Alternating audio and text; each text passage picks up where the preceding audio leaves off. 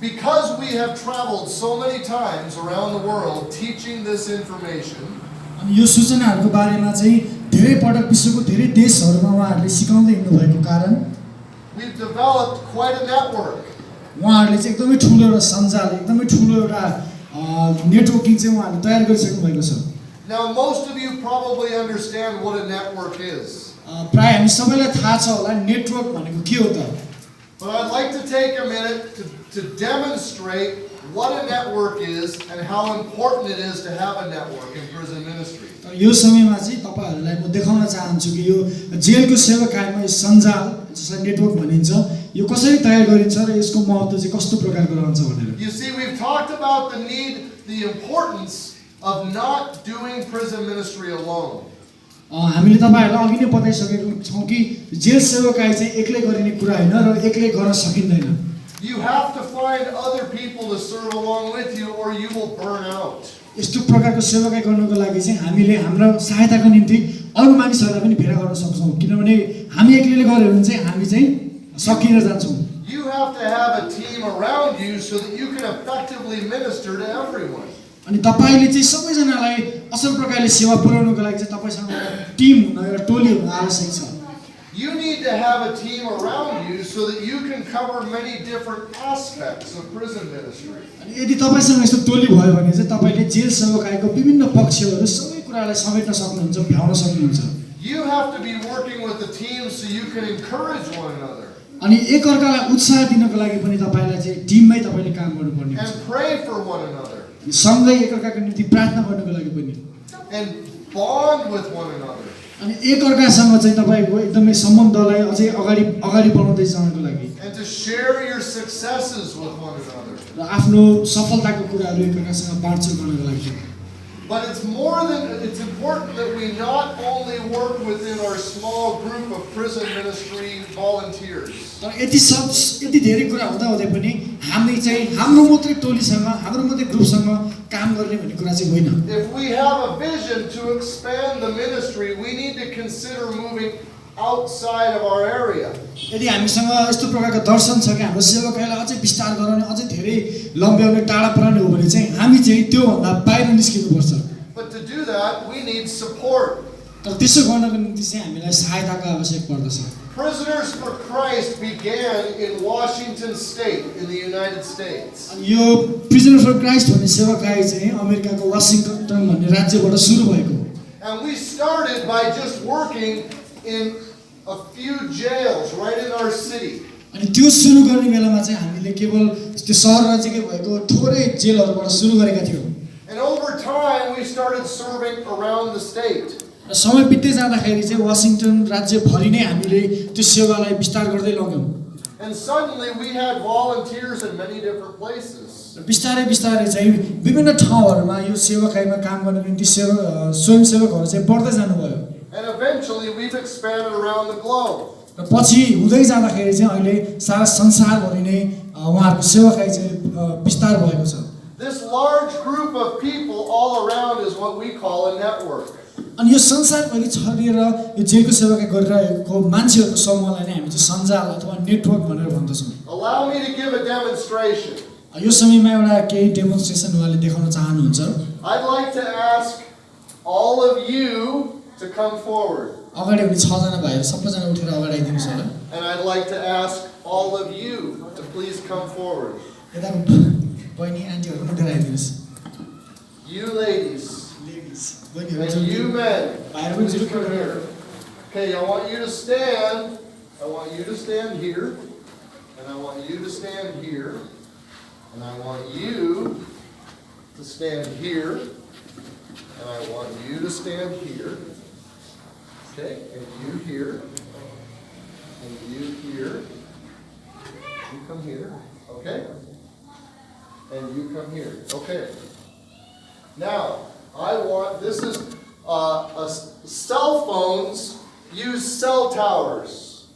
Our phones and cell phones use cell towers. हामीले बोक्ने मोबाइलहरु हुन्छ नि फोनहरुले चाहिँ कस्तो हुन्छ रे एउटा tower.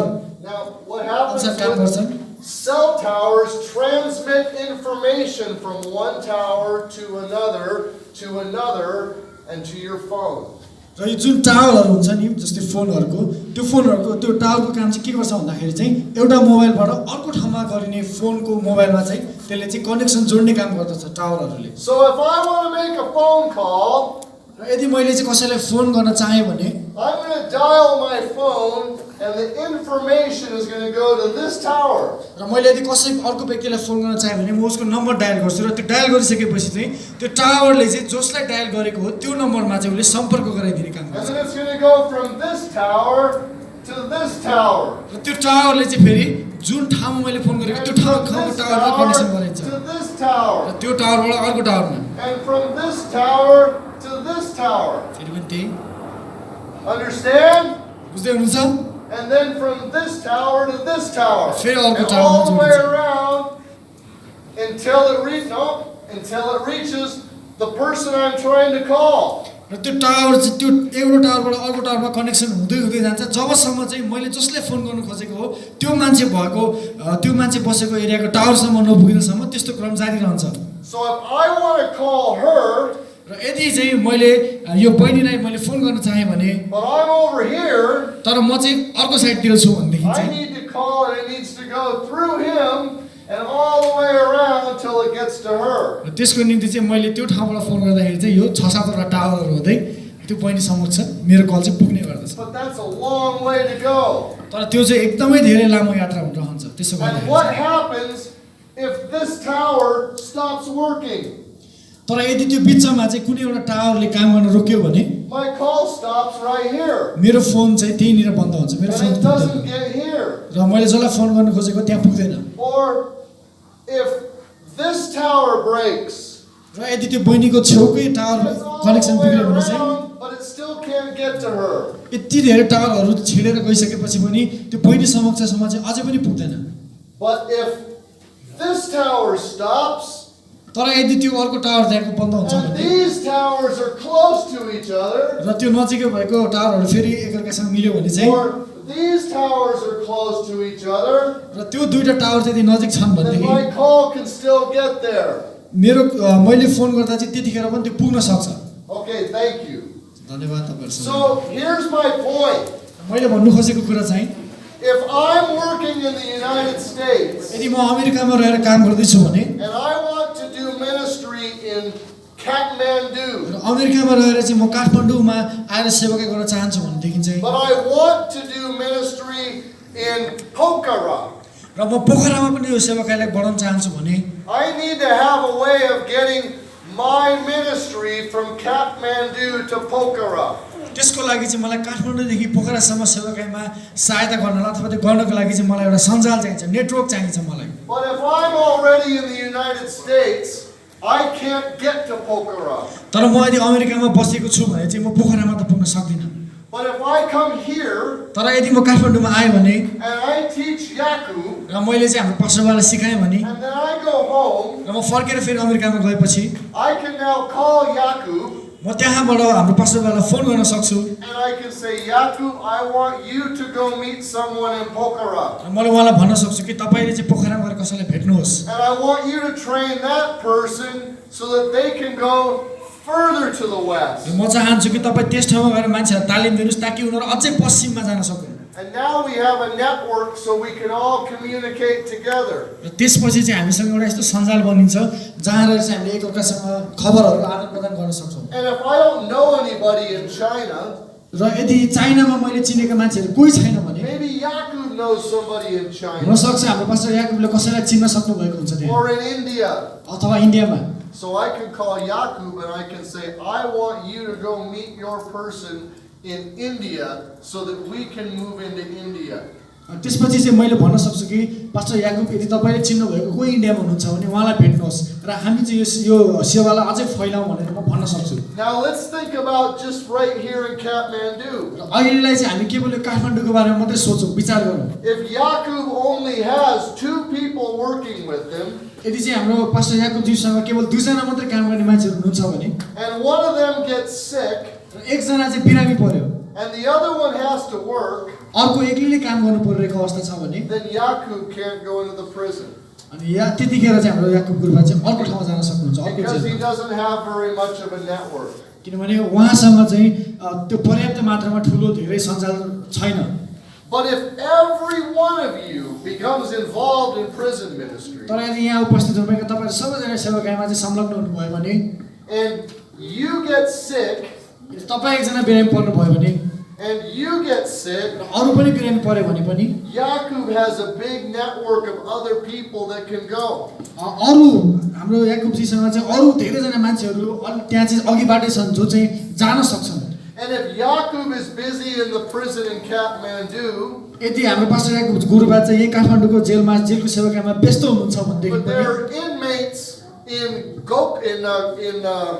Gorka that needs help, he can send one of you to Gorka. त्यो व्यस्त हुनु भए तापनि उहाँले गोर्खाको सेवाकाईको लागि अरु कसैलाई पठाउन सक्नुहुन्छ। You see, in Prisoners for Christ, यो बन्दीहरुको निम्ति क्रिस्ट भन्ने सेवाकाईमा we have over 1,000 volunteers all around the world. हामीसँग चाहिँ विश्वभरि छरिएका झन् हजारौं यस्ता स्वयंसेवकहरु हुनुहुन्छ। We have several hundred volunteers in our own state. हामीसँग हाम्रै राज्यमा मात्रै धेरै सयौं मात्रामा यस्ता स्वयंसेवकहरु छन्। But we are in 18 different countries and we have dozens of volunteers in every country. 18. अनि हामीसँग चाहिँ 18 वटा देशमा चाहिँ एकदमै यो सेवाकाई फैलिएर गएको छ र हामीसँग हजारौं त्यस्ता स्वयंसेवकहरु छन्। And because we are in 18 countries, we've made contact with people in other countries. And this year we are going to 3 new countries. अनि हामीसँग अघिबाटै 18 देशमा यो सञ्जाल भएको कारणले गर्दाखेरि चाहिँ अझै नयाँ देशहरुसँग हाम्रो सम्पर्क बढ्दैछ र यो सालमा चाहिँ हामी अरु नयाँ 3 वटा फाल्तु देशहरुमा पुग्दै छौं। And because we've met people all around the world, we now have the opportunity to go to Pakistan and to northern Nigeria.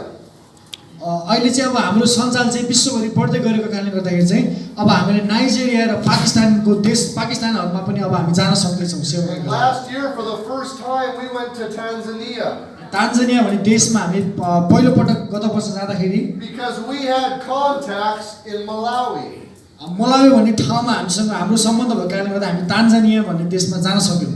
And we also were able to go to Madagascar. त्यसैगरी हामी म्यादागास्कर भन्ने ठाउँमा पनि जान सक्षम भयौं। Just a few weeks ago, because we have contacts in Malawi and Tanzania. त्यो देशहरुमा भएको सम्बन्धको कारणले गर्दाखेरि चाहिँ हामी अरु देशहरुमा जान सकिरहेका छौं। You see, we can't do this alone. तपाईले हेर्दै हुनुहुन्छ कि यो हामीले चाहिँ एक्लै गर्न सक्ने सेवाकाई होइन यस्तो। We need a network. हामीलाई एउटा सञ्जालको आवश्यकता छ। So we encourage and we implore each one of you to become involved in this ministry. त्यसै कारणले गर्दाखेरि हामी चाहिँ तपाईहरुलाई यही उत्साह दिन्छौं, यही बिन्ती गर्छौं कि तपाईहरु पनि सबैजना यसमा एउटा स्वयंसेवकको रूपमा सहभागी हुनुहोस् यो सेवाकाईमा। We are the Lord's army. हामी चाहिँ परमप्रभुका चाहिँ सेनाहरु हौं। And we are fighting against powers in this present darkness. र हामीले चाहिँ वर्तमानको समयमा भएका अन्धकारका शक्तिहरु विरुद्ध हामी लडाई गर्दै छौं।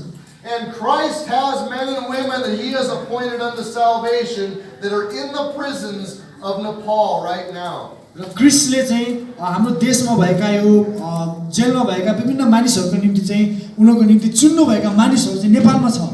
And he has given us the call to go and make disciples. र ती मानिसहरुलाई गएर चेला बनाउनको निम्ति बोलावट चाहिँ उहाँले हामीहरुलाई दिनुभएको छ। What are you doing to further the kingdom of God? तपाईहरुले के गर्दै हुनुहुन्छ परमेश्वरको राज्यलाई विस्तार गर्नको लागि?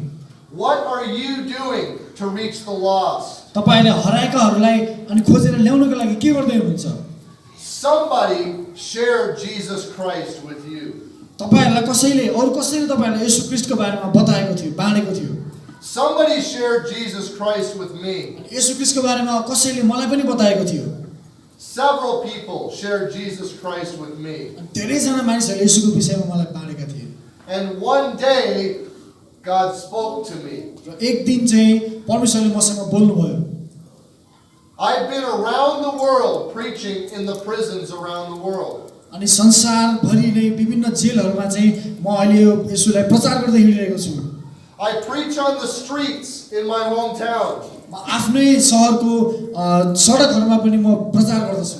I tell you this because the reason I do that is because Christ saved me. अनि क्रिस्टले मलाई बचाउनु भएको कारणले गर्दाखेरि नै म यो कामहरु गर्दछु। I didn't deserve it.